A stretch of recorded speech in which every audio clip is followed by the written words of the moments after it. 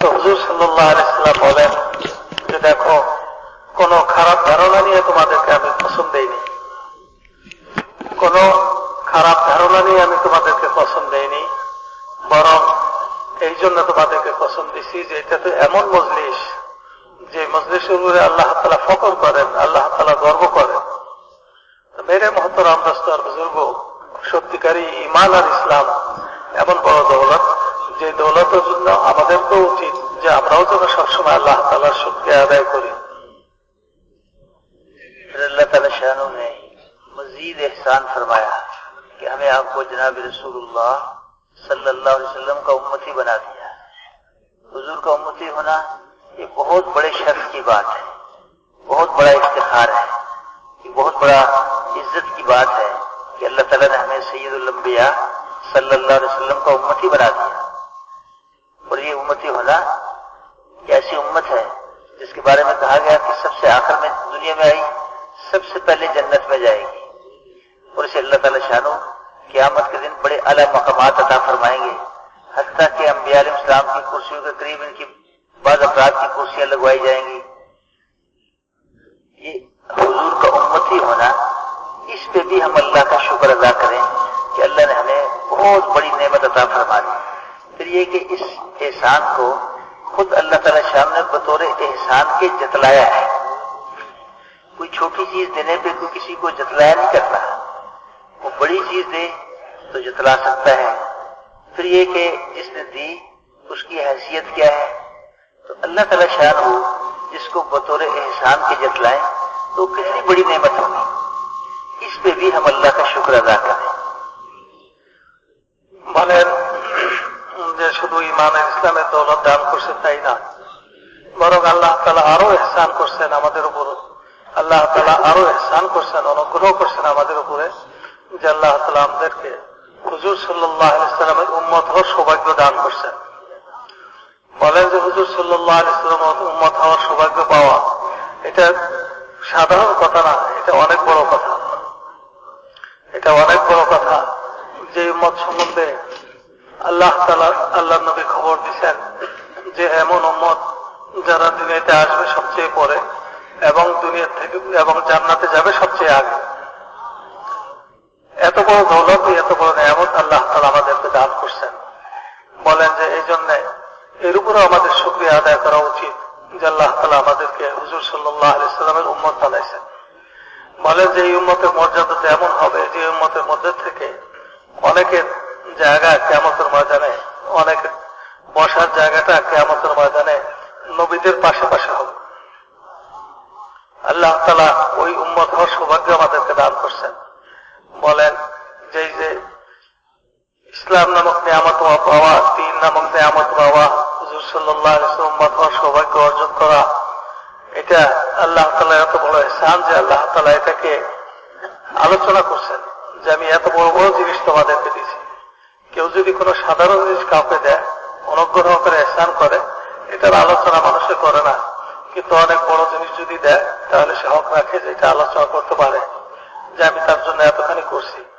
যদি ঈমান আর ইসলাম আর হুজুর সাল্লাল্লাহু আলাইহি ওয়াসাল্লাম উম্মত হওয়া কোনো সাধারণ নিয়ামত হইতো, সাধারণ অনুগ্রহ হইতো আল্লাহ তাআলার পক্ষ থেকে, তা আল্লাহ তাআলা ইহসানের কি জিতলাইতেন না, এই ইহসানের আলোচনা করতেন না। এটা যেহেতু অনেক বড় নিয়ামত, অনেক বড় দৌলত, এই জন্য আল্লাহ তাআলা এই অনুগ্রহের, এই ইহসানের আলোচনা আল্লাহ তাআলা করছেন যে আমি তোমাদেরকে এই দান করছি। اب یہ کہ ان دونوں نسبتوں کا تقاضا کیا ہے اسے سمجھنے کی، اسے پورا کرنے کی ضرورت ہے۔ مسلم ہونے کی وجہ سے ہمارے آپ کے ذمے اللہ تعالیٰ کے احکامات کی پابندی ہے، اس لیے کہ جب ہم ایمان لے آئے اور اسلام قبول کر لیا تو مسلم ہونے کا تو مطلب یہ ہے کہ ہم نے اپنی گردن اللہ تعالیٰ کے حکموں کے سامنے جھکا دی۔ ہم اپنی مرضی نہیں کریں گے، جو اللہ چاہیں گے وہ کریں گے، اور اللہ کی چاہت پتہ چلے گی جناب رسول اللہ صلی اللہ علیہ وسلم کی مبارک زندگی سے۔ تب یہ کہ مسلم ہونے کی وجہ سے ہمارے ذمے اپنی مرضی چھوڑ کے اللہ اور اللہ کے رسول کی مرضی کو اختیار کرنا ہے۔ جو احکامات ملے، جو طریقے بتائے نبی کریم صلی اللہ علیہ وسلم نے، ان کی پابندی کے ساتھ زندگی گزارنا۔ اور حضور کا امتی ہونے کی نسبت سے ہمارے ذمے हुजूर अकरम सल्लल्लाहु अलैहि वसल्लम वाली मुबारक मेहनत है, इसलिए कि आप खातमुल अंबिया बना के भेजेंगे। आपके बाद आपकी मेहनत की जिम्मेदारी अल्लाह ताला ने इस उम्मत को अता फरमाई। तो हुजूर का उम्मती होने की वजह से हमारे जिम्मे हुजूर पाक सल्लल्लाहु अलैहि वसल्लम वाली मुबारक मेहनत है, और उस मेहनत का मैदान एक खास इलाका नहीं, एक मुल्क नहीं, सारा जहान है और क़यामत तक का जमाना है। तो वह कि अपने आप को उम्मती समझने का मतलब ये है कि हम तो सारे जहान को सामने रखकर और क़यामत तक के जमाने को सामने रख के आप वाली मुबारक मेहनत को इख्तियार करेंगे। मेरे मोहतरम दोस्तों बुजुर्गों, ये যে আল্লাহ তাআলা দুটো ihsan আমাদের উপর করলেন বড় বড়, একটা হলো ইসলামের মতো দৌলত দান করলেন, আর একটা হলো হুজুর সাল্লাল্লাহু আলাইহি ওয়াসাল্লাম উম্মত বানাইলেন। এই বড় বড় ihsan, দুই ihsanের কারণে আমাদের জিম্মায় কিছু করণীয় এসে যায়, যে আমাদের জিম্মায় কিছু জিনিস আসে যেগুলো আমাদেরকে করতে হবে। যেমন আল্লাহ তাআলা আমাদেরকে ইসলাম দান করছেন, অর্থাৎ আমরা মুসলমান। মুসলমান হওয়ার কারণে আমাদের জিম্মায় হইল আল্লাহ তাআলার হুকুম মতো আমাদের জীবনকে চালানো, অর্থাৎ ইসলাম যেগুলো করতে বলছেন এগুলোকে করা, অর্থাৎ আল্লাহ তাআলার মনসাকে পুরা করা, ইবাদত করা। আল্লাহ তাআলার হুকুমের সামনে আমাদের জীবনকে ঢেলে দেওয়া, আমাদের নিজেদের খায়সাত মনে চায় না এগুলোর কোনো সুযোগ যেন আমাদের জীবনে না থাকে। যেহেতু আমি মুসলমান, এই জন্য আল্লাহ হুজুর সাল্লাল্লাহু আলাইহি ওয়াসাল্লামের তরিকা অনুযায়ী আদায় করা, এটা হলো মুসলমান হওয়ার কারণে আমাদের জিম্মাদারি। আমাদের সকলে মুসলমান হওয়ার কারণে জিম্মাদারি হল আল্লাহ তাআলার আহকামাত অনুযায়ী জীবনযাপন করা, আল্লাহ তাআলার মর্যাদাকে পুরা করা, কোনো সুযোগ যেন আমাদের জীবনে। 2 নম্বর হলো আমরা হুজুর সাল্লাল্লাহু আলাইহি ওয়াসাল্লামের উম্মত। হুজুর সাল্লাল্লাহু আলাইহি ওয়াসাল্লামের পরে আর কোনো নবী আসবেন না, এই জন্য আমাদের জিম্মায় হলো হুজুরওয়ালা মেহনত, অর্থাৎ হুজুর সাল্লাল্লাহু আলাইহি ওয়াসাল্লাম এই দুনিয়াতে আসছিলেন করা।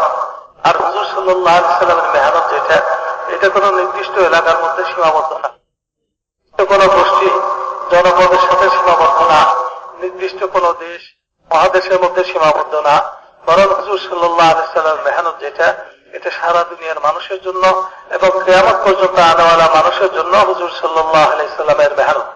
এই জন্য সারা দুনিয়াকে সামনে নিয়ে হুজুর সাল্লাল্লাহু আলাইহি ওয়াসাল্লামের ওয়ালা মেহনত এটা আমাদের করা। এটা হলো হুজুর সাল্লাল্লাহু আলাইহি ওয়াসাল্লাম উম্মত হওয়ার কারণে আমাদের দায়িত্বে, আমাদের জিম্মায়।